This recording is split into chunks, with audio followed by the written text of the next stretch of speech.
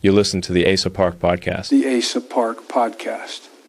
Kaytranada, we have to talk about him.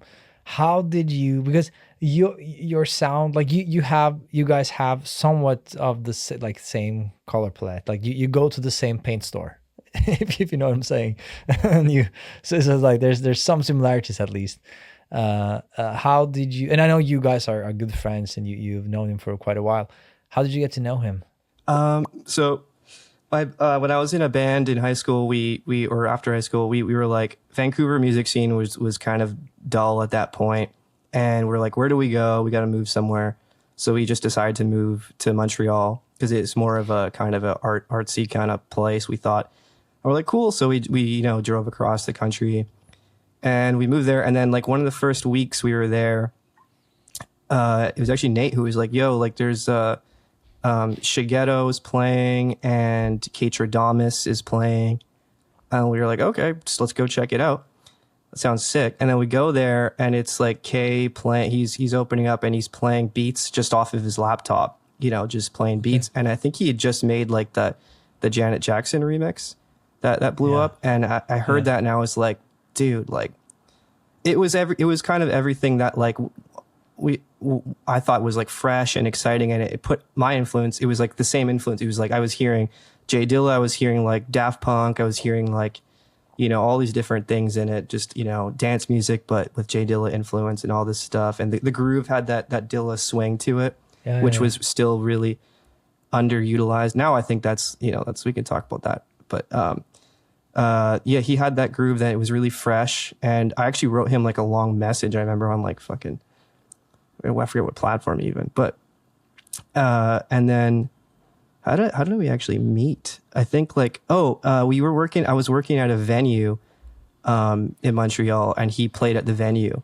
and eventually we just got to talking and I would start sharing him my music and stuff like that. Yeah.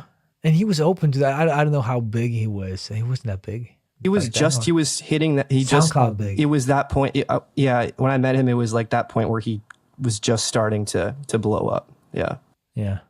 That was a special time. I remember Kygo from our like my home country in 2014, something like that. Like you could really blow up on SoundCloud from nothing. He was just like and he was not well, he had his special sound, of course, same as Kaytranada. Yeah, he had a very distinctive sound. Yeah, man, SoundCloud was a special time, and it's like I was thinking about it kind of recently, and I was like, it was just so cool because your currency, like it was purely like how good your song would get it more attention. There wasn't a lot of bullshit in it. It was like, if your song was fresh, it sounded sick, it was exciting, people can write comments like right on the song. And it was just really cool. You were excited every day to drop something on SoundCloud because you're like, and it's a bit competitive in a fun way too. You're seeing like people blow up. You're like, oh shit, and it was always kind of was instantaneous. Not like today where it's like they want you to have stuff handed in like a month in advance and all this stuff. And it's like, I like the spontaneousness of it. And it was kind of cool. Yeah, I 100% agree. And I think it still fascinates me that Spotify hasn't yet adopted the comment under the songs, like on specific moments, because I think that would be amazing insights for the artist producers to also like to know, okay, we're onto something here. Like with this track, it worked, or people got this or this, and people can have like all these Easter eggs and stuff that people used to hide in their songs back in the SoundCloud days, which is not that common maybe now. But I think that don't you think that we're heading there like Spotify is? Because I don't know exactly how many months in advance you have to upload stuff nowadays, but from what I understand, you can get stuff on Spotify in a couple of days now.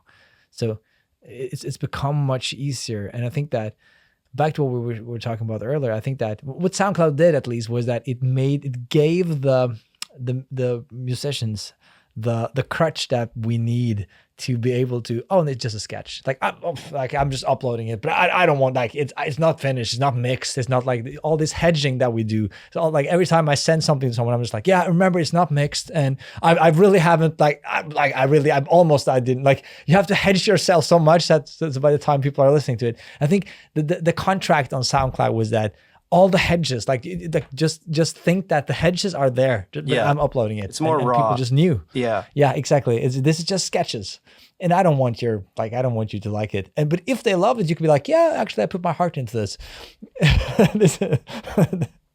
So, and I think that was what was fun about SoundCloud. And but how, like you mentioned also that the quality of your song and your sound was the only currency. But that is not the world we live in today. Totally. Now it's, there's a lot of different things together, like different social media shit and all that, How do you adapt? I think, well, I'm blessed to have come from that SoundCloud era and then been able to work with all these great people. And, I got established enough that I can work with some of these people and but I feel like nowadays it's a little harder to get out for sure. But how do you adapt? I think like maybe, I think just focus on even though you think you need to spread yourself so thin, I think still focus on developing a skill that you're best at and really, really get good at that. And then work with other people who can fill in the gaps, because, I think a lot of this we're seeing is like, I'm not like hating on new music or anything, but I think there is a kind of a little, everything's kind of sounding a little more uniform. There's a lot of rules. There's a lot of things that people are expected to do. And things are sounding a little more uniform and a little more mediocre, because I feel like there isn't that many avenues that you can put stuff out and really make have it be worth it, like a return on investment almost. You know what I mean? It's like people think, what's the point if it's not going to do anything? You know what I mean?